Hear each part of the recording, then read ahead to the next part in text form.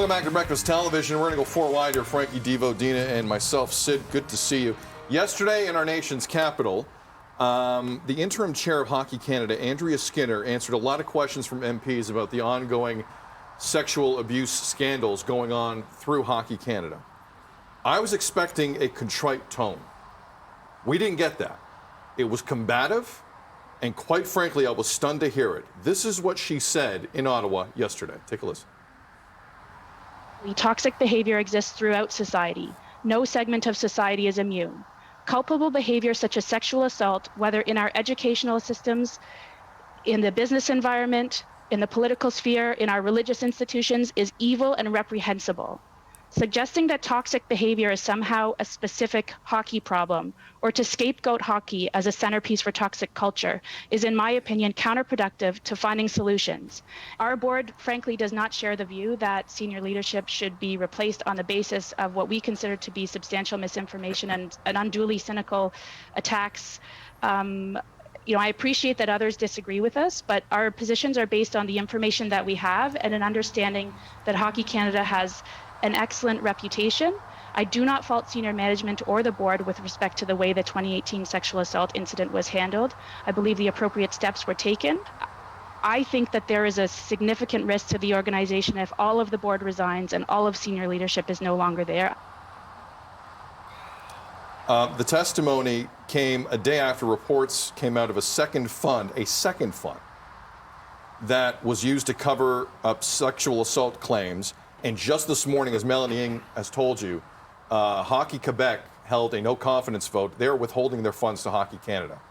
It continues. The story is developing rapidly. Frank Ferragina, your take. My take is so many different things. I did play competitive hockey my entire life, and then I went on to coach. There is toxic behavior in hockey overall. Also, as a parent and as a coach, I've taken things called Respect in Sport, and I've taken all these different courses that Hockey Canada has put on. I just really get shocked by the arrogance sometimes of Hockey Canada and how sometimes it wants to operate in its own kind of world, almost like its own state within a country. And I'm super disappointed that it's not just being more accountable to some things that happened. What happened in 2018 was just one example of many things that have happened over the years that I think that it does need to be blown up. Hockey Canada does. The upper management needs to be changed. Devo Brown. With all due respect to Ms. Skinner there, she gave examples at the beginning of other places of business, work, and life that this happens. Do they all get off without any changes? Do people not get fired at those jobs or removed once these investigations are happening and proven to be true? If you want change, those people that have been there for 20 years, I'm sorry, they're not going to be the ones to give you that change. They're not. They had 20 years to do it, and clearly they haven't spoken up. They don't want to do it. So you have to get rid of them. You have to start over. Hockey Canada is a complete mess right now, and it hurts because I've got two nieces that are playing competitively, and I want to see them continue to do that. But at the same time, I'm torn when I see things like this. I can't believe she was even able to say that with a straight face. That was disgusting. To basically say it happens anywhere, so enough? There's sexual abuse and assault is that, to your point, Dee, no matter who you are, what you do, it's a crime, an alleged crime.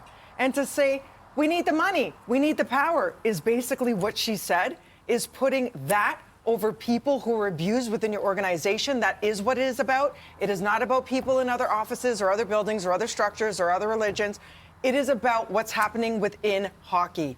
I can't believe how she literally tried to just pass the puck along and say, enough now, let's get over it. And money talks. And Frankie, you said in the meeting, you're at the point where you're not sure if you want your boys involved in this, which is the outrage we need to see more of, because this is disgusting. Straight up disgusting. How do those girls who are victimized, allegedly, feel when they hear a woman, no less, say that? Sid. I know a closing line when I hear it, Dee. Well said. It's 9 o'clock. You're watching Beat.